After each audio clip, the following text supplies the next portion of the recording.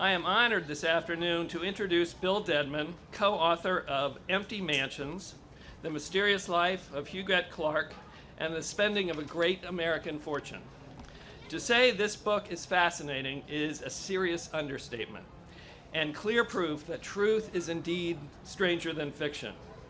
The story begins with Huguette's father, W.A. Clark, who is probably the most important Gilded Age industrialist and politician that most people have never heard of. He was one of the wealthiest Americans at the turn of the last century, a copper baron on par with the Carnegies and Rockefellers, and a prolific family member with 9 children. His first son, his daughter, I believe, was born in 1870, and his youngest daughter, Huguette, the subject of this book, lived until 2011.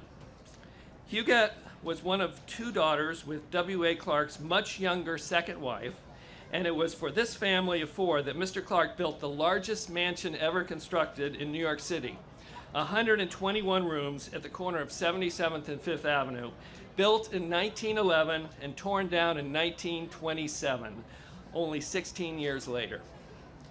This somehow prepared Huguette for a very long life of owning very grand mansions but never living in them.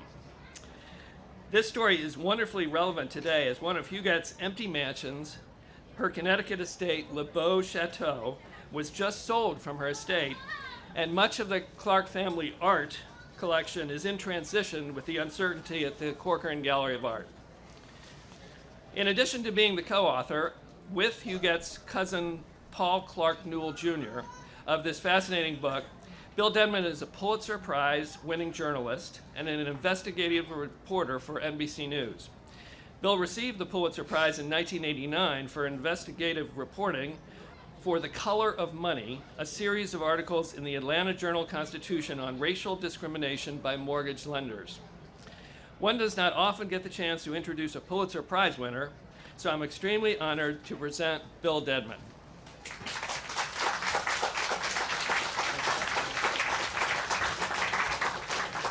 Thank you, John. My son was real disappointed on that day. He was 5, and he thought at first that we had won the Publishers Clearinghouse sweepstakes. It might have been better. You know.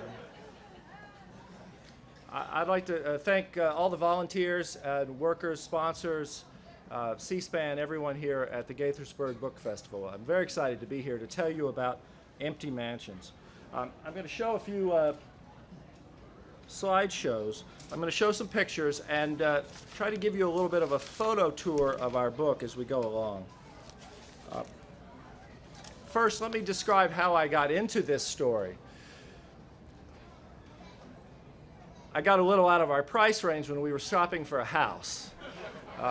My wife and I had moved from the Boston area to Connecticut, and we immediately found that we couldn't afford a house where we had chosen to rent while we looked. And you know how when you're shopping for a house, you have houses on the brain. You wonder, what does this say about us? You know, all sorts of existential questions come to mind. How many bedrooms do we need? How many square feet are enough? Will our girls be able to ride bicycles on the driveway?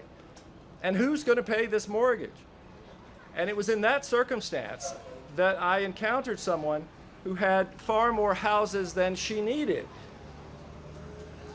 I was looking at the listings at the top of the charts in Connecticut at the houses we really couldn't afford. Just enjoying seeing who owned them. Don Imus was having trouble selling a house. Phil Donahue's house was stuck on the market. But the most expensive house in Connecticut at that point was at $25 million. And it was a steal. It had been marked down from 34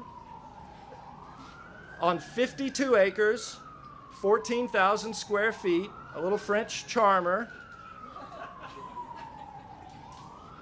And I expected that the chairman of GE might own this house. That was my guess. But I went to the town website to look up the property on the assessor's records, and it said Huguette Clark. That name meant nothing to me. So I looked a little more on the town website, and it said in a zoning record, it said, by the way, her lawyer told the town, this house has been unoccupied since this owner bought it. But it said that this owner bought it in 1951. Well, how was that possible? So I went over the next morning to see it.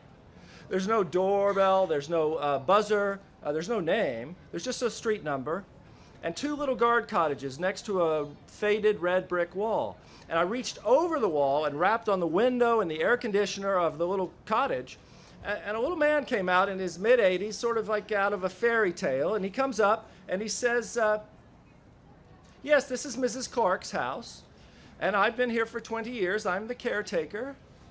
And no, I've not met any Clarks.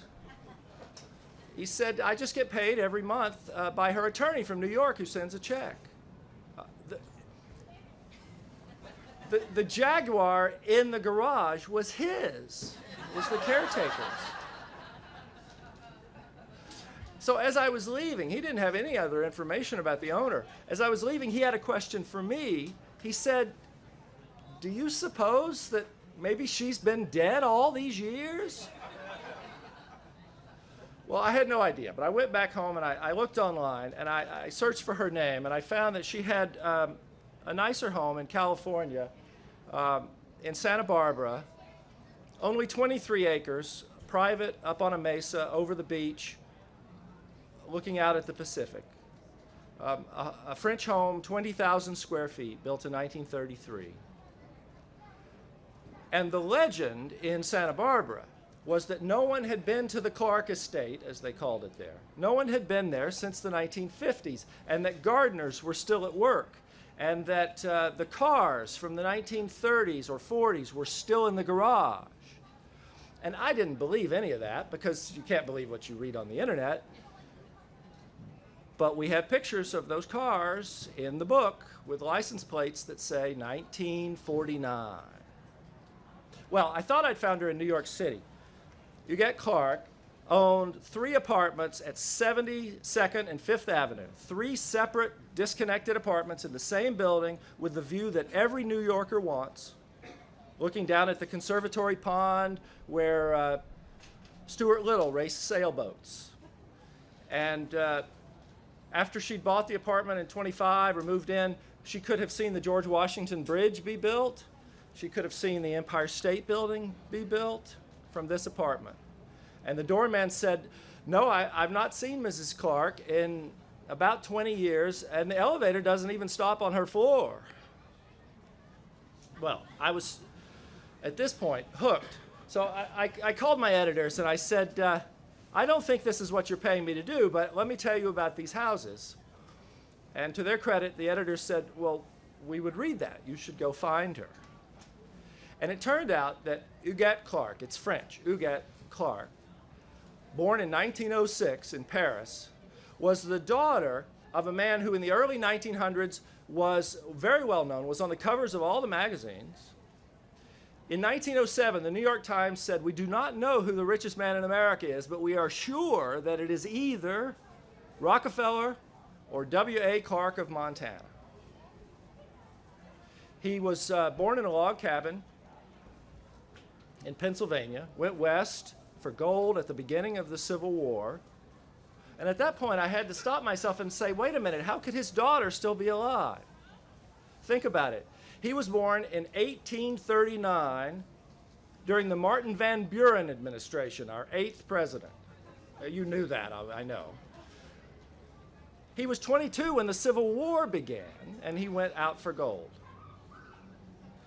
She was born in 1906 in Paris while her father was serving in the U.S. Senate fighting Teddy Roosevelt's environmental reforms, our 26th president.